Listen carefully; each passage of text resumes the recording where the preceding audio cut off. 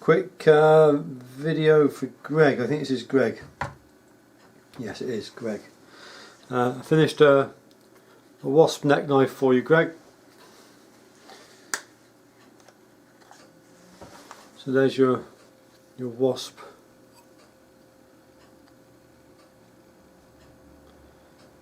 Neck knife. 01 tool steel. Triple tempered 59 HRC on that. There's the sheath, you've got the logo. Two holes for lanyard, wear it around your neck.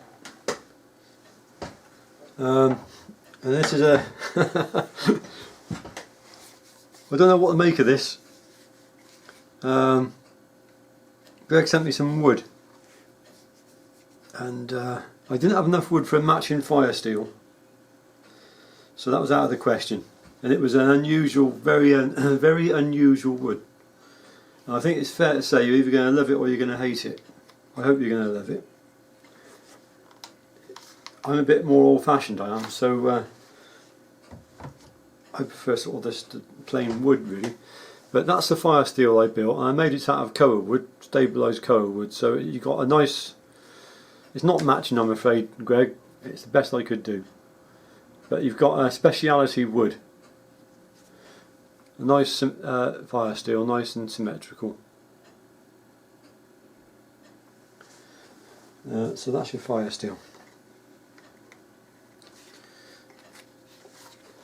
You've got a belt sheath.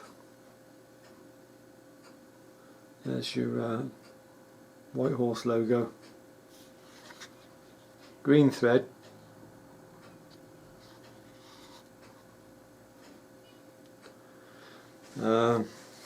Just finished it. Just put the application of the leather conditioner on, so it will go a bit shinier and that once it's dried a bit.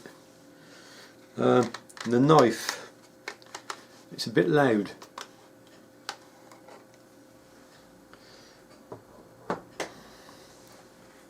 It was wood that someone sent to Greg, and it's a composite. That's all I can say. I think it must have birch in there somewhere, and it's got man-made resins, tapered tang,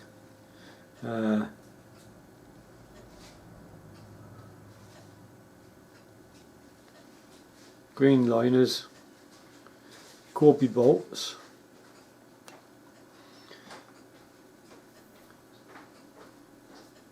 Apex pommel,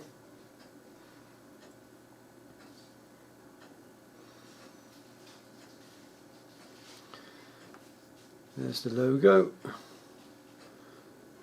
Feast of Stephen logo, there's the belt,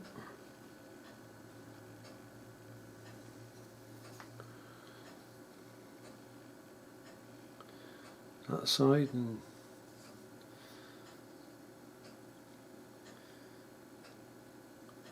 yeah, so I unusual, very unusual. I haven't seen anything like that. It was a bit funny stuff to work with. It needed to be run really slow on the bounce. It doesn't stand any heat in at all, as it just sort of picks up. So I had to grind it very, very slow. But you can see the iridescent blues in there.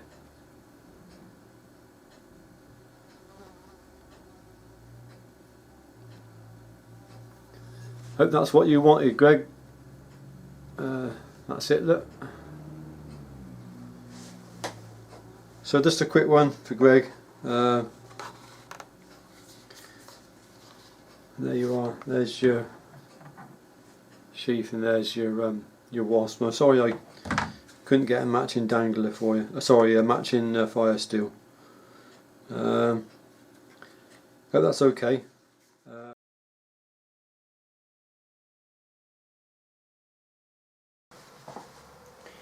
You often see destructive tests on YouTube where people batten through a nail, or a soft iron nail, or for a penny, whatever ridiculous things, and their knives hold up to that. But there's no way a zero Scandinavian ground bevel like that such a fine bevel going to a zero edge is going to have that kind of strength. But what happens if you put a micro bevel on? Because it's often said that if you're going to use a Scandinavian ground knife for game prep and where you might run up against bone and stuff like that, then by putting on a secondary micro bevel you increase the strength of that edge. So I've got an old scrap blade that I've put a secondary bevel on, and I thought I'd just give it a bit of abuse. This is it here after it's had the treatment. I put a secondary bevel on this and bashed it through a penny and through other bits and pieces, and it just shows how much stronger that secondary bevel is. It does enforce and strengthen the edge tremendously, but at the expense of, I think, a little bit of cutting ability. You can't beat a zero. You can't beat, in my opinion, a nice zero Scandi for a bit of wood carving. So anyway, I'll let you watch the video, make your own minds up. Here's a penny clamped in a vice, and it's just a bit of an experiment for me, really, to sort of try and ascertain a bit more about my heat treat and understand more about it all, really. It wouldn't be fair to bang a zero grind Scandinavian bevel through that, because I mean the zero is going to be quite weak on the very end. It's not designed for that kind of rough treatment. It's a wood grind. But you often see knives in various tests being pounded through pennies and coming out with minimal damage, and they've always got much stouter grinds on them. For example, there'll be a flat grind with a micro bevel or a convex micro bevel or something or other. So occasionally I get a knife and I sort of destroy it and mess it around, and this is one that I've put a small convex micro bevel on, and I thought I'd just try banging it into the penny to see how well it stood up.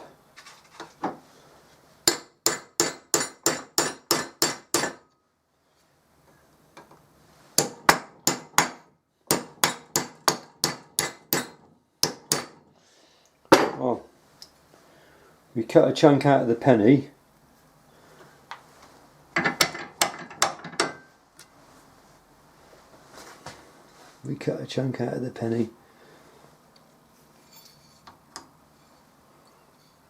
And you can see marks. You can see marks where the pennies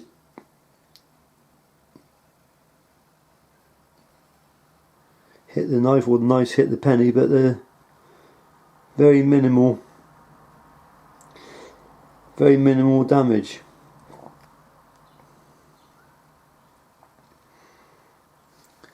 I think that's a reasonable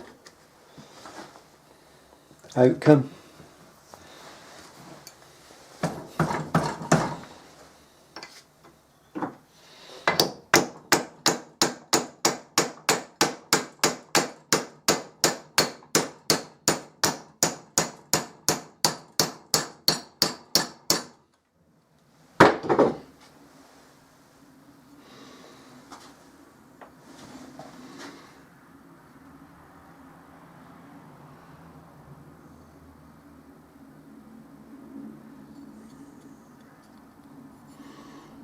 Slight roll there, nothing much, certainly no chip.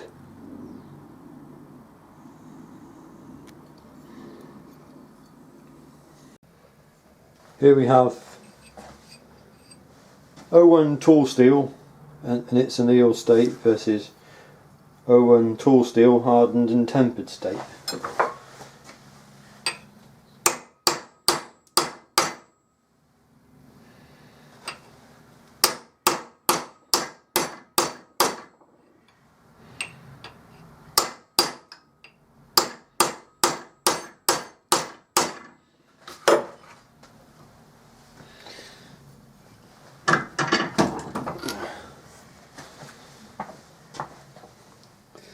So there is the let's get that focused.